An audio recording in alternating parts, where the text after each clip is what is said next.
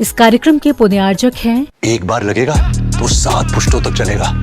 Wonder cement, फर्क नजर आएगा।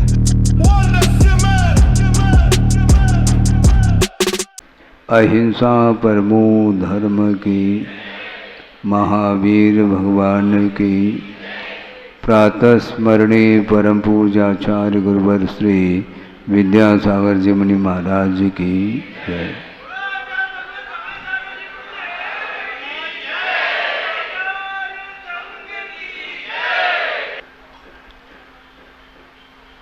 यद्यपि यह पंचम कलिकाल है, किंतु षष्ठम काल आने के पूर्व जो ये काल चल रहा है, इस काल में भी पुण्य के अर्जन करने के लिए साधन सामग्री काफ़ी मात्रा में उपलब्ध है। गुरुदेव ने भी ये बात कई बार अपने मुख से बात कही कि साधन सामग्री पर्याप्त है, साधना करने वालों की कमी है। साधना की ओर जिसकी दृष्टि होती है उसका मन बहुत जल्दी केंद्रित होता है। जल्दी क्यों होता है केंद्रित? क्योंकि उस साधक की दृष्टि या उसका जो लक्ष्य है वो मात्र एक मोक्ष को प्राप्त करने का लक्ष्य बना करके चलता है, इसलिए उसका मन अन्यत्र नहीं जाता और बाकी सबका मन अन्यत्र ही जाता है। इरादा क्या है? किस लक्ष्य को लेकर के हम आगे बढ़ रहे हैं? आगे बढ़ रहे हैं, रुकना किसी को भी नहीं, क्योंकि इसी का नाम संसार है, इसी का नाम परिणमन है। वह परिणमन रुक नहीं सकता, काल कभी भी रुकता नहीं।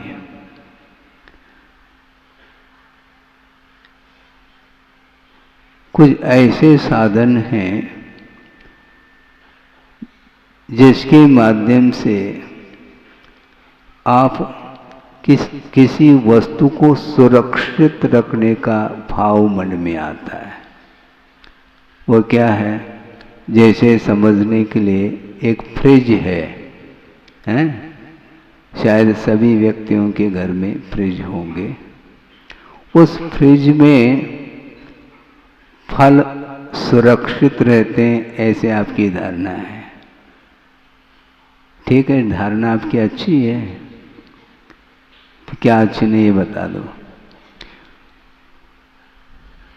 वह फल फ्रिज में रखा गया है सुरक्षा की दृष्टि से, लेकिन काल वहाँ पर भी पहुँचा है और काल के माध्यम से वह फल कब तक सुरक्षित रहेगा? उस वातावरण में रखने से कुछ समय के लिए वह काम में आ सकता है, लेकिन ऐसा नहीं है कि 1-2 साल के लिए भी वह सुरक्षित रह जाए।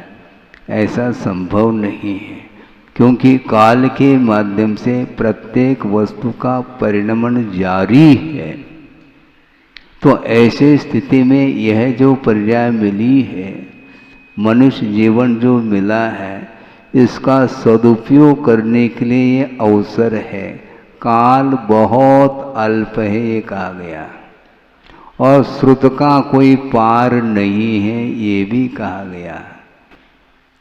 अंतो नत्य सुधीनम, श्रुत का अंत नहीं, और कालोथो, काल स्तोक है, बहुत अल्प है। और वयम च दुम्मेहा, हमारी जो बुद्धि है हम दुर्मेधस हैं, ऐसा कह रहे हैं आचार्य। इसलिए उतना ही सीख लेना चाहिए जिसके माध्यम से जन्म जरा और मृत्यु का क्षय हो सके। अल्पकाल इसलिए कहा जा रहा है क्योंकि देवों में सागरोपम आयु होती है, भोग भूमि में पल्योपम आयु होती है, किंतु वर्तमान में इस कर्म भूमि में हम और आप जी रहे हैं तो अल्प आयु है। कितनी मैक्सिमम आयु कितनी होगी? 90, 95,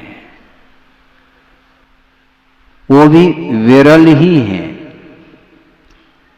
औसत निकालेंगे तो मेरे ख्याल से 70 तक भी कोई नहीं पहुंच पाएगा और बस रिटायर्ड हो जाता है, यानी ऑफ हो जाता है। अब सोच लो, मान लो हम 70 मान के चलते हैं तो 70 साल में 35 साल तो रात के निकल गए। गणित तो लगाओ, 70 साल की उम्र किसी की है भी तो 35 साल तो रात में निकल गए, 35 साल दिन के हैं। और उसमें भी बाल्य अवस्था की काल अलग है, वृद्धावस्था का काल अलग है और किशोर अवस्था का काल अलग है, और जो बीच का जो युवा अवस्था का काल, यंग एज जिसको बोलते हैं, वो कितना है? 10-15 साल भी नहीं, और उसके पीछे संघर्ष चल रहा है। हाँ, अब क्या कर लोगे? किसके साथ संघर्ष कर लोगे? उसमें लाभ क्या है? समय का सदुपयोग करने के लिए आचार्यों का बार बार कहना है, कभी भी मृत्यु सामने आ सकती है। आपने सोचा है, कभी चिंतन तो किया करो, आपके साथ तो प्रबंध है, प्रबंध के साथ जीते हैं आप लोग, और प्रबंधकारिणी कमेटी भी है, पक्की बात है। लेकिन कुछ ऐसे भी संसार में जीव हैं जिनके लिए रहने के लिए कोई भी प्रबंध नहीं, आवारा घूम रहे हैं। पशु जंगल में हैं, वन्य पशु भी हैं और शाकाहारी पशु भी उसी स्थान पर रह रहे हैं। रात में प्रतिदिन उनको नींद नहीं आती, सामने मृत्यु खड़ी है, कभी भी मरण हो सकता है, कभी भी अपने ऊपर किसी के द्वारा हमला हो सकता है। तो ऐसी स्थिति में उनके जीवन के बारे में आपका क्या सोच विचार है? उनकी जीवन की रक्षा कौन कर सकता है? हम और आप नहीं कर पाएंगे, वहां पर जाना ही मुश्किल है? तो उनके बारे में तो सोचो, अपने बारे में सोचो, कितना सोचना चाहो। ज़्यादा सुख सुविधा की बात करते हैं तो उसी में सारा जीवन व्यतीत हो जाएगा, तो धर्म करने के लिए अवसर मिलेगा कहाँ? देखते देखते देखते सारे बाल पक जाएंगे, सफेदी आएगी। गुरुदेव ने कहा था, बाल्य अवस्था आती है चली जाती है, और किशोर अवस्था आती है वो भी चली जाती है, युवा अवस्था आती है वो भी चली जाती है, प्रौढ़ अवस्था आती है वो भी चली जाती है, और वृद्धावस्था आती है तो ले जाती है। उसके बाद कोई अवस्था नहीं है। ये सब पक्की बात है। और दूसरी बात ये और कहना चाह रहा हूं, कोई अनिवार्य नहीं है जिसके लिए जीवन मिला है वह वृद्धावस्था में ही उसका मरण हो। कभी भी इमीडिएट भोजन कर रहा है, मुख में ग्रास है और बस हार्ट फेल हो गया, क्या पहले से जाना था? कोई जानकारी थी उसको? कोई इन्फॉर्मेशन था? कुछ भी नहीं। तो इसको बोलते हैं कि ये बुलबुले की भांति है। जल में बुलबुले उठते हैं, कभी भी वो फूट सकते हैं, फूटेंगे वो।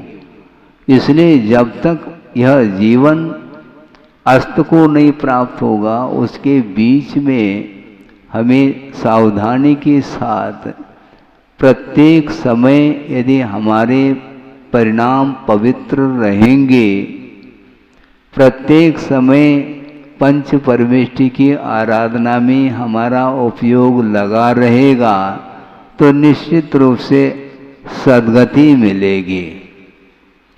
हाँ, सद्गति है क्या वस्तु? अपने हाथ में है। हम अपने परिणामों के माध्यम से ही भविष्य का निर्माण करते हैं, और निर्माण करता हम स्वयं हैं। शायद किसी के सामने ये प्रसंग रखा होगा, फिर से रख रहा हूँ, यदि नहीं सुना है तो सुनने का प्रयास करेंगे। एक सज्जन ने कहा कि महाराज, गुरुदेव के लिए कहा उन्होंने कि महाराज, केवल मैं नहीं कह रहा हूँ, पूरी दुनिया कहती है कि आप भविष्य जानते हैं। क्या यह सही है क्या? तो गुरुदेव ने कहा, इसमें क्या बड़ी बात है, मैं जानता हूँ भविष्य। अच्छा, आप हाथ जानते हैं? महाराज, हाथ जानने की कोई आवश्यकता नहीं, भविष्य में ही जानता हूँ। कैसे महाराज? सुनो, जो एक व्यक्ति है जिसने चोरी की है, निश्चित जेल होगा, यही उसका भविष्य है। उसका भविष्य यही है। जिसने पाप किया है वह अधोगति का पात्र बनेगा, यही उसका भविष्य है। भविष्य बताने की क्या आवश्यकता है? वर्तमान में जो हमारी जीवन शैली है, जिस ढंग से हम जी रहे हैं, किस आसक्ति के साथ जी रहे हैं, क्या इसके ऊपर ही पूरा पूरा भविष्य टिका हुआ है। प्रत्येक समय हम सावधानी के साथ, परोपकार के साथ जीवन व्यतीत करेंगे तो अपने ऊपर भी परोपकार दूसरे के द्वारा होगा। हम अपने ऊपर उपकार चाहते हैं और दूसरे के ऊपर हम उपकार करना नहीं चाहते हैं। समस्या ये जाती है। हमारे लिए तो सहयोग मिले, किंतु हम दूसरे के लिए सहयोग देने के लिए तैयार नहीं। दूसरे के लिए दो। गुरुदेव ने एक बहुत मजे की बात कही है कि वर्तमान की ऐसी स्थिति है, देने के नाम पर धक्का तक नहीं देना चाहता, क्योंकि उसमें भी देना होता है। अब सोचो, विचार करो, मतलब देने की बात नहीं, लेने की बात है, देना नहीं। बहुत कठिन काम है।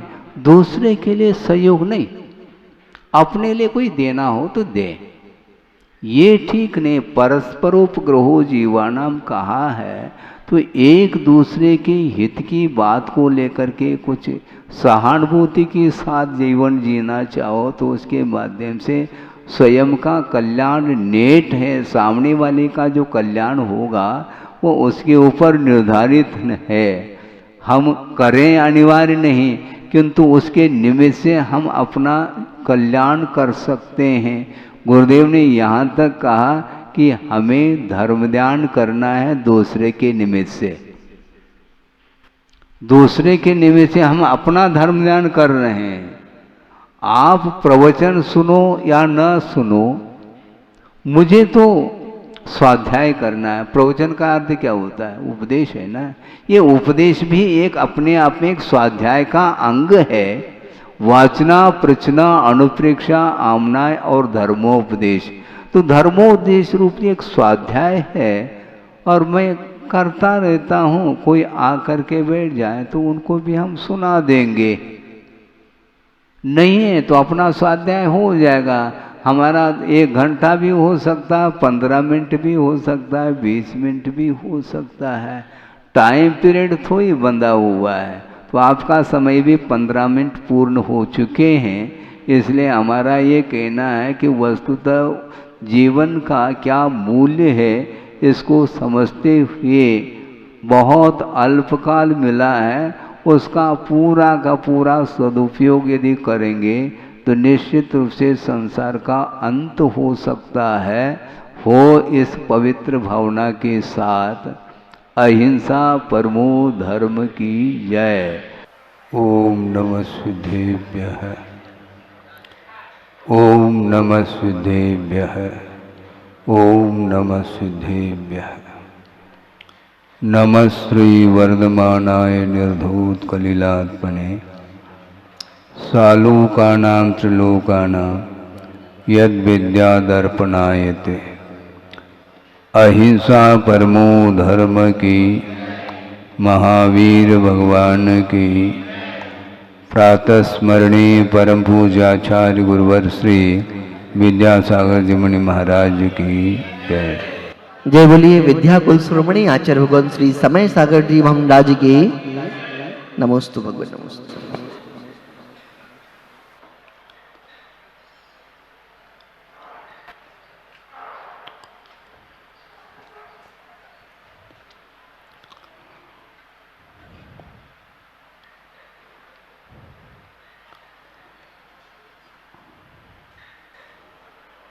जीवादि 7 तत्वों का वर्णन कर्म सिद्धांत ग्रंथों में मिलता है और उसमें मुख्य रूप से 2 ही तत्व हैं, एक जीव तत्व है और अजीव तत्व है। और इसके बाद संवर, आश्रव, संवर, निर्जरा, बंध और मोक्ष, ये अपने आप में स्वतंत्र तत्व नहीं है। जीव के साथ संयोग होता है। किसका संयोग होता है? संयोग एक में नहीं हुआ करता, संवेग कम से कम 2 वस्तु का होता है। और वह संयोग भी कई प्रकार का होता है। उसमें रागादिक भावों का जो संयोग है, संबंध है, वह तादात्म्य को लेकर के होता है। तादात्म्य का अर्थ क्या है, इसको भी समझना है। संश्लेष का क्या अर्थ होता है, इसको भी समझना है। उदाहरण के माध्यम से जल्दी बात समझ में आती है, इसलिए हम दृष्टांत से ही प्रारंभ करते हैं कि अग्नि की उष्णता, आप समझ रहे हैं, अग्नि की उष्णता, ये उष्ण गुण का जो अग्नि के साथ संबंध है, वह उसका संबंध कहीं बाहर से नहीं हुआ। उष्ण गुण का बाहर से संबंध यदि मानते हैं तो जब तक संबंध नहीं है तब तक उस अग्नि को किस रूप में आप स्वीकारते हैं? किसी निमित्त को लेकर के अग्नि में उष्णता आई है ऐसा संभव नहीं। ये नेचुरल उसका परिणमन है। उस गुण और गुणी का जो संबंध होता है वह तादात्म्य संबंध माना जाता है। ये अग्नि की उष्णता ये स्वाभाविक तादात्म्य है। इसी प्रकार जल की शीतलता यह भी स्वाभाविक तादात्म्य संबंध है। और जल में जो उष्णता आई है वह तादात्म्य होकर के भी वैभाविक तादात्म्य को लेकर के है। अग्नि का जब संबंध हो जाता है जल के साथ, तब वह अपने शीतल स्वभाव को छोड़ करके वह स्वयं जल उष्ण रूप परिणमन कर जाता है। इसको वैभाविक तादात्म्य की संज्ञा दी है। इसी प्रकार जीवगत जो रागादिक भाव हैं, इनका संबंध आत्मा के साथ वैभाविक संबंध है। 2 द्रव्यगत जो संबंध होता है वह तादात्म्य को लेकर के नहीं होता है। गुण और गुणी का जो संबंध है वह आइक को लेकर के है। संबंध इसलिए कहा जा रहा है क्योंकि गुण और गुणी इन दोनों के बीच में स्वरूप का अंतर है। आत्मा यह द्रव्य है और रागादिक भाव उसके वो भाव माने जाते हैं, वैभाविक भाव माने जाते हैं। और दो द्रव्यगत जो संबंध होता है उसका नाम संश्लेष संबंध कहा है। संश्लेष संबंध के लिए भी उदाहरण दे दो महाराज। हाँ, उदाहरण तो हम दे ही रहे हैं, उसके बिना स्पष्टीकरण का असंभव है। एक ग्लास ले लो और उस ग्लास में पौन ग्लास दूध है और 1/4 उसमें जल मिलाया गया है। अब दो द्रव्य का संबंध हुआ क्या नहीं इसमें, क्योंकि जल का और दूध का उन दोनों का स्वरूप अस्तित्व भिन्न भिन्न है और वो एक ही क्षेत्र में रह रहे हैं। जिस क्षेत्र में दूध है उसी क्षेत्र में जल भी मिला हुआ है। इस प्रकार दो द्रव्य का जो संबंध होता है वह संश्लेष संबंध माना जाता है। आसानी से उसको हम पृथक नहीं कर सकते। जिस प्रकार आपके बदन पर जो वस्त्र हैं उस वस्त्र का संबंध आसानी से वस्त्र को चेंज किया जा सकता है, इस प्रकार दूध में जो जल का सम्मिश्रण हुआ है वो हाथ से आप निकाल नहीं पाओगे, ये क्लियर कट है। उसको निकालने की विधि अलग है। उस जलांश को समाप्त करने के लिए अग्नि के माध्यम से ही उस जलांश को दूर किया जाता है। और जितने अंश में जल है वह सारा सारा जल करके जब दूध भी गाढ़ा होना प्रारंभ कर जाता है तो पूरा का पूरा उसका जलांश समाप्त हो जाता है। इसको बोलते हैं संश्लेष संबंध। इसी प्रकार आत्मा के साथ ज्ञानावरणादिक जो कर्म हैं उनका जो संबंध है वह संश्लेष संबंध माना जाता है, जिसके उदय में राग आदि भाव हम करना चाहें तो कर लेते हैं और उसके माध्यम से नए सिरे से कर्म का बंध प्रारंभ हो जाता है। इस प्रकार ये निमित्त नैमित्तिक संबंध के माध्यम से यह आश्रव अथवा बंध की परंपरा निरंतर चलती चली जाती है। गुणस्थान की विवक्षा में यथायोग्य वह बंध का होना अथवा आश्रव का होना होता है। जैसे जैसे गुणस्थान का विकास हो जाता है तो उस बंध की विच्छित्ति हो जाती है, विच्छेद हो जाता है।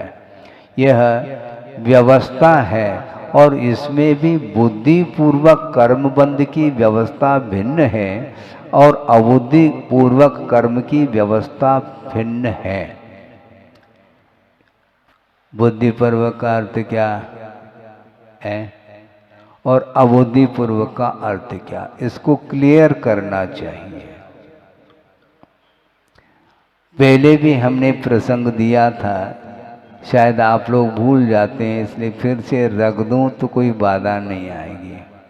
वैसे देखा जाए अबुद्धि पूर्वक बंध की व्यवस्था जो चलती है वह अष्टमादि गुणस्थान में ही संभव है। उसके नीचे बुद्धि पूर्वक अर्थात विकल्प के साथ ही बंध की व्यवस्था चलती है। तो इसलिए इन आश्रव अथवा बंध में भी जो अंतर आता है वह अपने परिणामों की तीव्रता और मंदता के ऊपर ही निर्धारित है। कर्म का बंध एक सामान्य रूप से होता है, किंतु उसमें जब विशेषता आती है तो परिणामों की तीव्रता और मंदता के ऊपर ही उस आश्रव में विशेषता आती है। लेशा के माध्यम से भी कर्मों के बंध में अंतर पाया जाता है, किंतु लेशा का अर्थ कषाय का अभाव नहीं, कषाय के अभाव में भी लेशा रह सकती है, यह अलग विषय है। 11वें 12वें 13वें गुणस्थान में कषाय का अभाव होते हुए भी लेशा का सद्भाव स्वीकारा है, किंतु वह औपचारिक लेशा मानी जाती है, क्योंकि विशिष्ट स्थिति और अनुभव को लेकर के कर्म का आश्रव नहीं होता, मात्र एक समयवर्ती ही वह आश्रव माना जाता है। किंतु कषाय के साथ संबंध को लेकर के जो आश्रव होता है वह विशिष्ट स्थिति और अनुभव को लेकर के होता है। स्थिति का अर्थ यह है बंधा हुआ कर्म जब तक उदय को प्राप्त नहीं होता तब तक का जो काल है वह स्थिति मानी जाती है उसकी।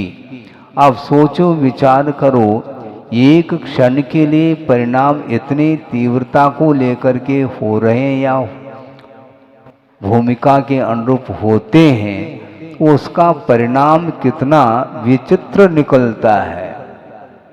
एकेंद्री, द्विंद्री, तीन्द्री, चौरेंद्री, असंगी, पंचेंद्री तक ये सारे मिथ्या दृष्टि हैं और मिथ्यात्व का आश्रव हो रहा है, किंतु मिथ्यात्व की जो उत्कृष्ट स्थिति है 70 कूड़ा कूड़ी सागर को लेकर के, उसका बंध का स्वामी कौन है तो संगी पंचेंद्री पर्याप्तक होगा, उसके अलावा नहीं। एक इंद्रिय यदि मिथ्यात्व का आश्रव करता है तो वह एक सागर की स्थिति को लेकर के कर रहा है, और संगी पंचेंद्री 70 कूड़ा कूड़ी सागर को लेकर के वह बंद कर रहा है। एक क्षण के लिए, एक अंतर मुहूर्त के लिए भी परिणाम होते हैं, तो इतने प्रगाढ़ परिणाम होते हैं जिसके माध्यम से उसका फल जो मिलेगा वह आज का बंधा हुआ, यदि वह बिना उदीर्णा के वह समय पर फल देता है तो वह 70 कूड़ा कूड़ी सागर तक वह फल देगा। ये क्लियर है। अब 70 कूड़ा कूड़ी सागर में कितने भव व्यतीत होते हैं आप गिनो उसको, बहुत कठिन काम है। सागर पकड़ में नहीं आता और कूड़ा कूड़ी और लगा हुआ है और उसमें भी 70 कूड़ा कूड़ी, भयानक स्थिति है। वस्तुतः द्रव्य हिंसा और भाव हिंसा को लेकर के प्रकरण सामने लाएं तो बहुत कुछ आगम के आधार से आपको विषय पकड़ में आ सकता है। द्रव्य हिंसा बिल्कुल देखने में नहीं आ रही है और भाव हिंसा चरम सीमा तक पहुंच गई है। समझ रहे हैं आप? हैं? भाव हिंसा चरम सीमा तक है, द्रव्य हिंसा नगण्य है। और उदाहरण भी दिया गया है आगम ग्रंथों में, तो हो गया होगा।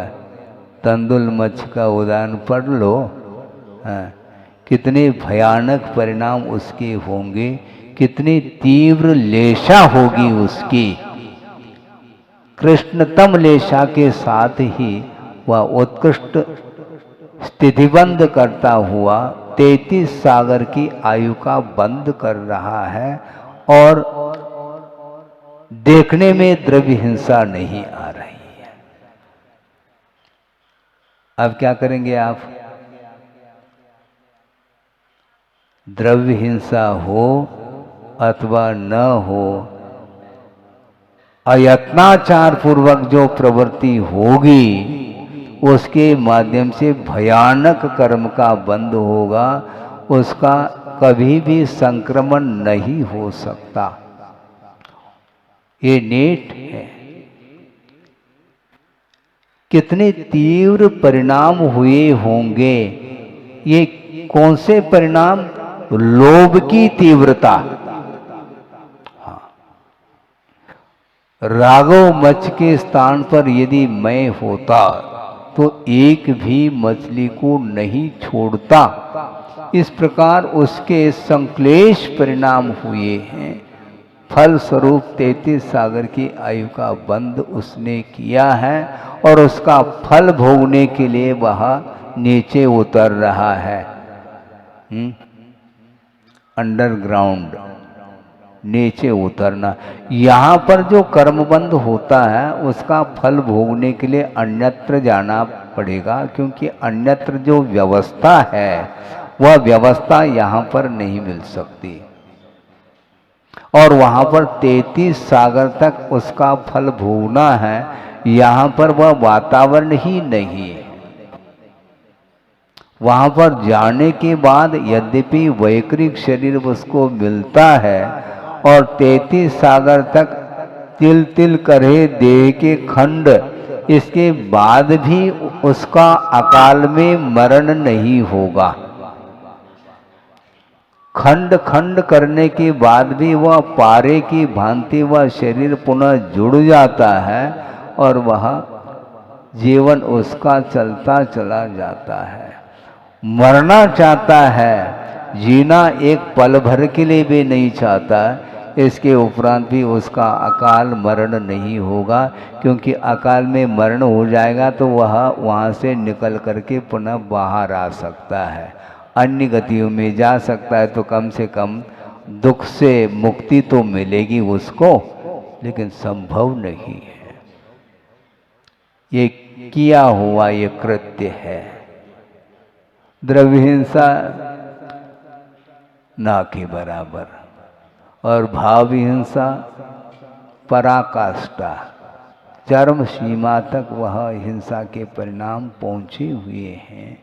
इसलिए आप सोचो, विचार करो, उसके पास बाहरी परिग्रह है, क्षेत्र है, वास्तु है, हिरण्य है, सुवर्ण है, धन है, धान्य है, कुप्य है और भांड है।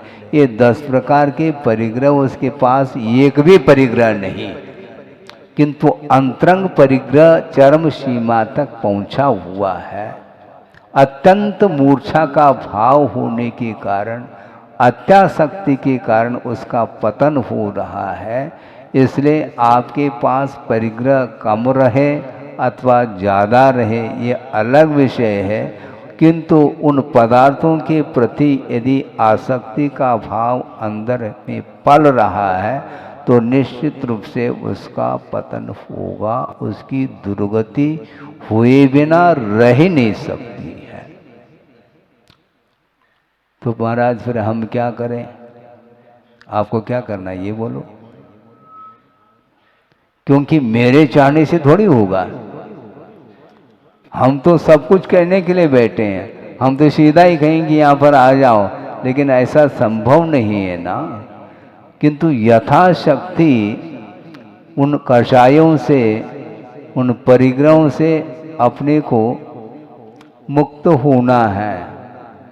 परसेंटेज जो है उसको ध्यान में रखते हुए उसका आलम्बन लिया जाएगा, क्योंकि रौद्र ध्यान होता है वह परिग्रह के अभाव में नहीं हो सकता। और बाहरी परिग्रह का विमोचन करने के बावजूद भी यदि भीतर के जो परिग्रह हैं कषाय आदि, वो यदि उद्दीप्त हो रहे हैं तो निश्चित रूप से उसके माध्यम से भी वह पाप कर्म का अर्जन करता चला जाता है।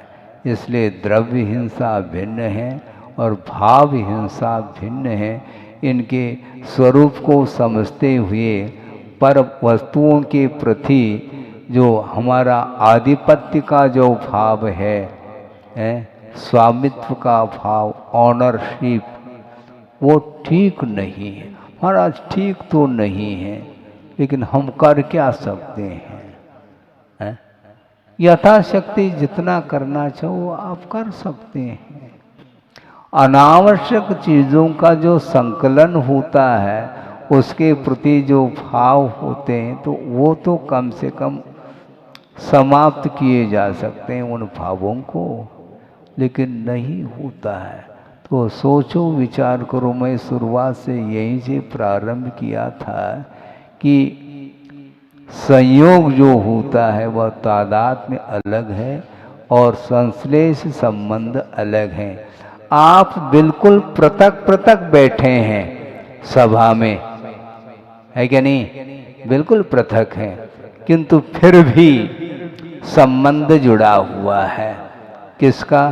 पति पत्नी का संबंध है, माता पिता का संबंध है, भाई बहन का संबंध है, और न जाने कौन कौन से संबंध हमें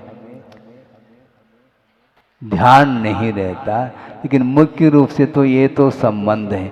ये कौन से संबंध है? न इनका तादात्म्य संबंध है, न संश्लेष संबंध है। इसके अलावा जो कुछ भी संबंध है वह संयोग संबंध ही माना जाता है। पृथक होने के, सुनो, पृथक होने के बाद भी इतना अटैचमेंट है।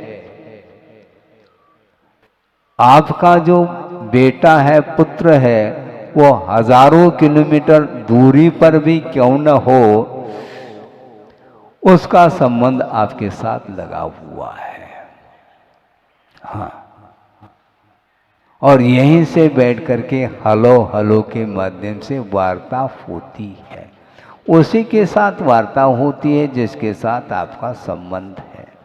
अड़ोस पड़ोस के साथ संबंध है तो उनके साथ भी वार्ता होती है। कोई मित्र आदि है उनके साथ वार्ता होती है, अथवा जो कुछ भी रिलेशन आपका है उनके साथ आपका संबंध जुड़ जाता है। ये शोर और सूतक जो लगते हैं ये भी इसी को सूचित करते हैं। अब कोरोना में कितने लोग अवसान को प्राप्त हुए, किंतु क्या सबके लिए शोर सूतक लगा है? नहीं लगा। क्यों नहीं लगता? हमारा संबंध नहीं है। इसका आपका संबंध जिसके साथ है उसी के साथ ये संबंध जुड़ जाता है। बहुत कठिन है ये, इतना स्वामित्व भाव जुड़ा हुआ है। हाँ, यहाँ तक जुड़ जाता है, आपको ध्यान नहीं रहता है। एक पारिवारिक संबंध अलग है और प्रादेशिक संबंध अलग है। कोई राजस्थान का है, वो आ गया तो उसी ग्रुप में वो बैठता है। हाँ, राजस्थान। कोई एमपी का है तो वो एमपी के साथ जुड़ जाता है। ये सब क्या है? ये संबंध, ये भी रिलेशन है। हैं? हाँ, फिर मोह का अभाव है क्या? हम ये पूछना चाहते हैं। मोह नहीं है तो वहीं पर क्यों जा रहा है? बहुत कठिन है। हेलीकॉप्टर घूम करके उतरता है, लेकिन जहां पर हेलीपैड है वहीं उतरता है। वही ध्यान रखो, इसी का नाम संबंध है। प्लेन जो उतरता है वो हवाई पट्टी पर उतरता है, घूमता जरूर है। उसी प्रकार आप सबके साथ वार्ता जरूर कर सकते हैं, किंतु संबंध जो जुड़ा होता है, घनिष्ठ संबंध जिसके साथ है उसी के साथ रहता है। वो पक्की बात है।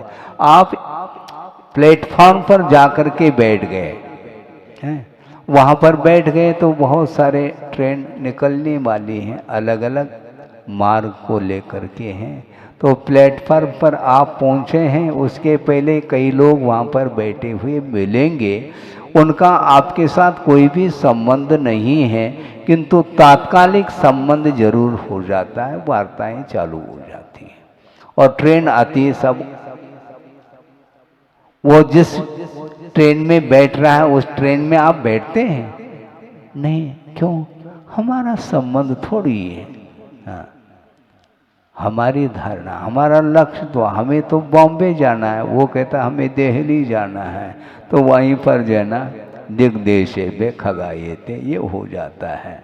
वहाँ पर यथा जहाँ जहाँ जिसको जाना है, जिस लक्ष्य को लेकर के पहुँचा है, तो वहीं वह पहुँच जाता है। तो संबंध इस प्रकार नहीं, किंतु पारिवारिक जो संबंध है, परिवार के साथ आप जा रहे हैं तो जहाँ आप जाएंगे परिवार के लोग भी आपके साथ ही तो संबंध है।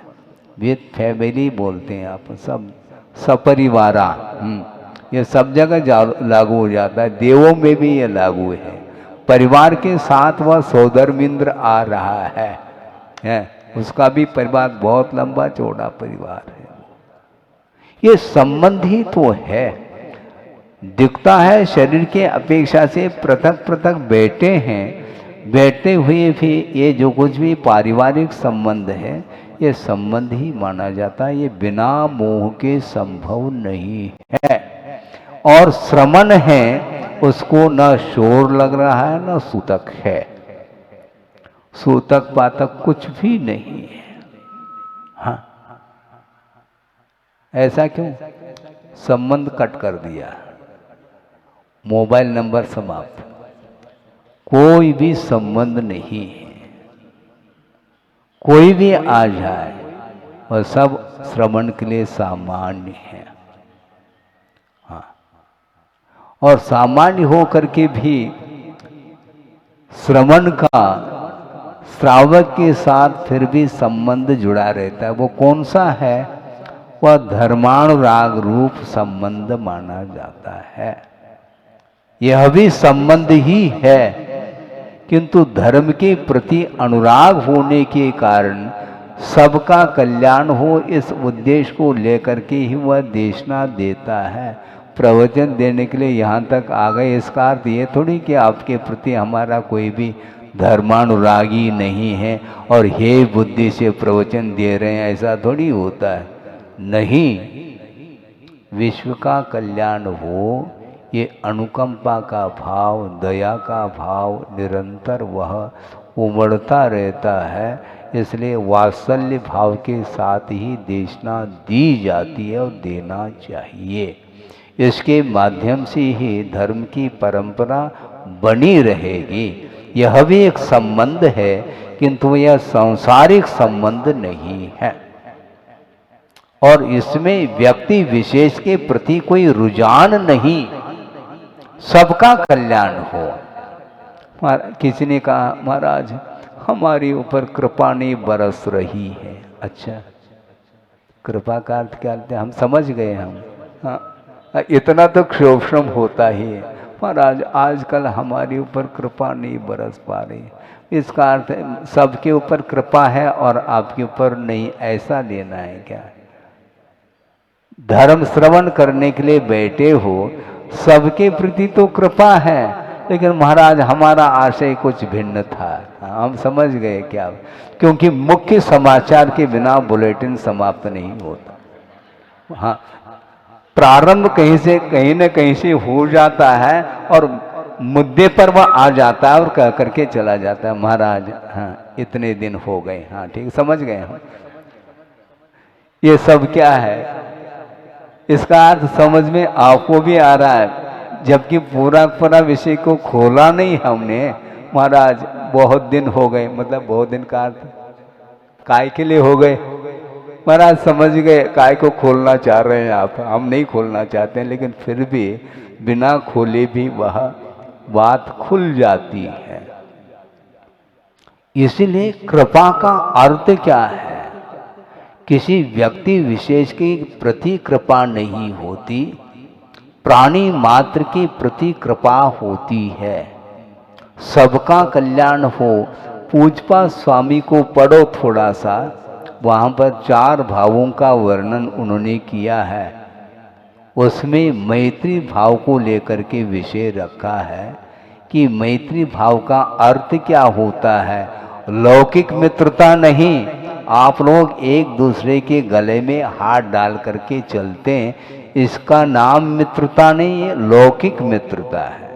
किंतु पारमार्थिक क्षेत्र में मित्रता की परिभाषा दी है, वह अद्भुत परिभाषा है कि परेशान दुखानुत्पत्ति अभिलाषो मैत्री।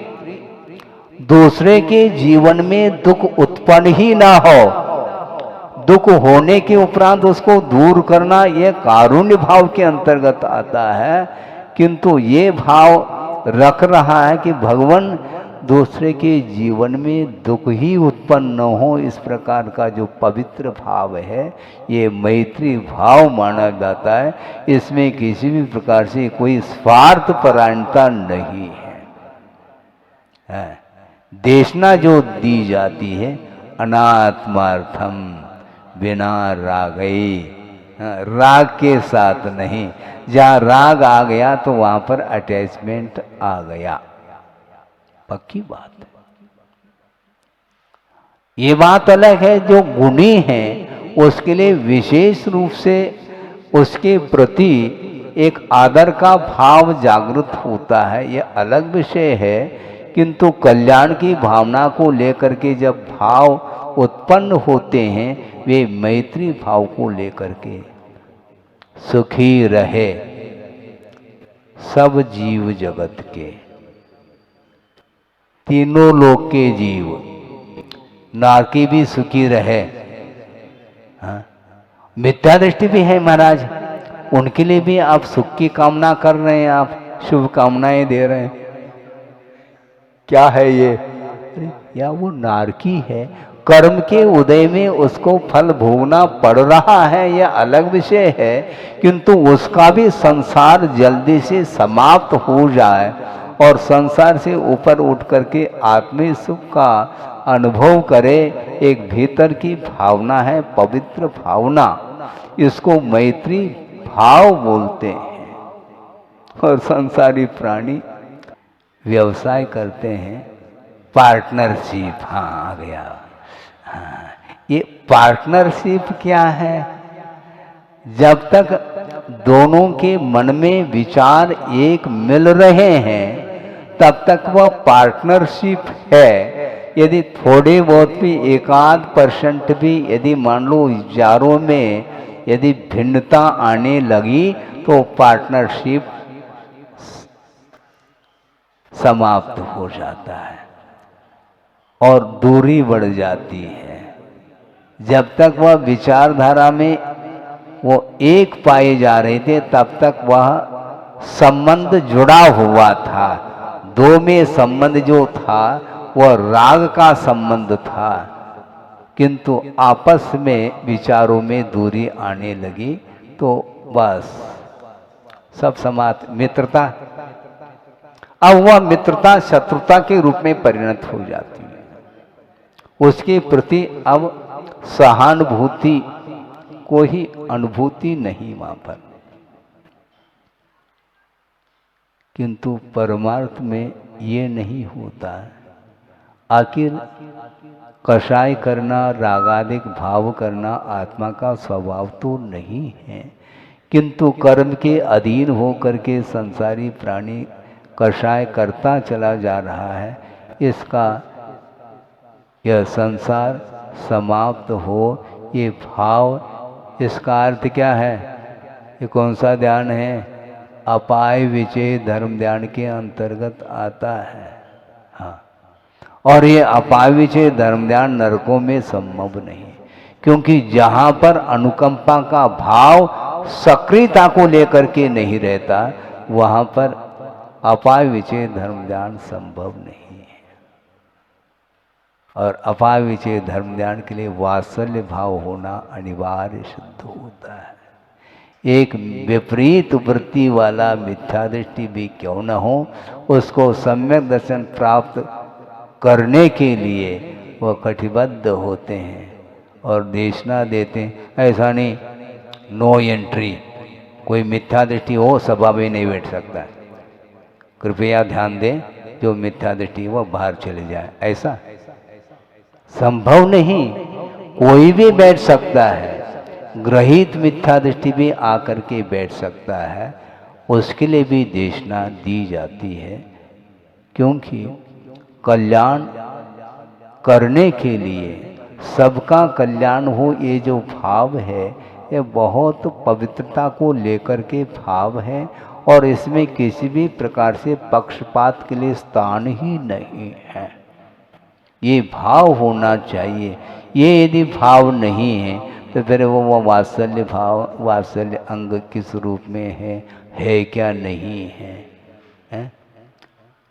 अन्यथा न ले कि प्रभावना अंग सक्रियता को प्राप्त हुआ है, किंतु वात्सल्य अंग, निर्विचिकित्सा अंग उपगुण, अंग, स्थिति, कर्ण, ये किस कोने में है भगवान मालिक है।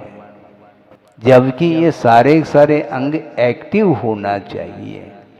परस्पर में एक दूसरे के प्रति वात्सल्य भाव नहीं रखेंगे तो दुर्भावना मानी जाती है। जबकि मिथ्या दृष्टि के प्रति भी दुर्भावना का निषेध है, क्योंकि उसको भी हम देशना देंगे तो अपनी भूमिका के अनुरूप सम्यक दर्शन को भी प्राप्त कर सकता है। करे अनिवार्य नहीं, किंतु भूमिका उसकी बन सकती है। ग्राहक आता है तो ठीक है, नहीं आता है तो ठीक है। दुकान तो हम खोल करके रखेंगे, दुकान कभी भी बंद नहीं रखेंगे। इसलिए तो हम कह रहे हैं महाराज नागपुर को छोड़ करके नहीं जाना चाहिए। कल भी बात यही चल रही थी मध्याह्न में, हैं?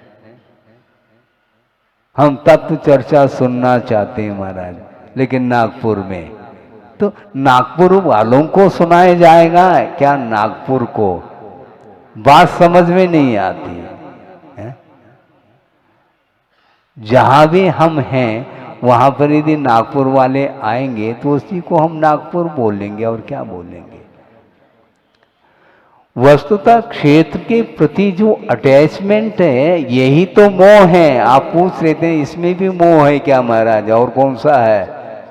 सागर कहते ही थोड़ा आह्लाद अलग आता है, जो सागर में रहते हैं उनके लिए। अच्छा अच्छा, बहुत बढ़िया है, बहुत बढ़िया। अच्छा, ऐसे ही करते रहो। अनंत काल से व्यवहार में ही कुशल है, और निश्चय में कुशल कैसे होंगे भगवान ही मालिक है उसके लिए। ये सब क्या है? ये कुशलता नहीं, उसके प्रति राग जुड़ा हुआ है।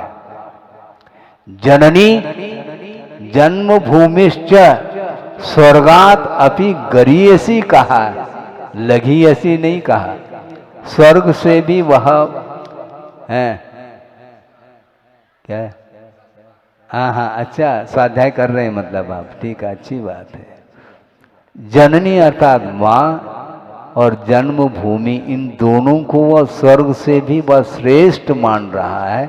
ये मोह के बिना संभव नहीं है।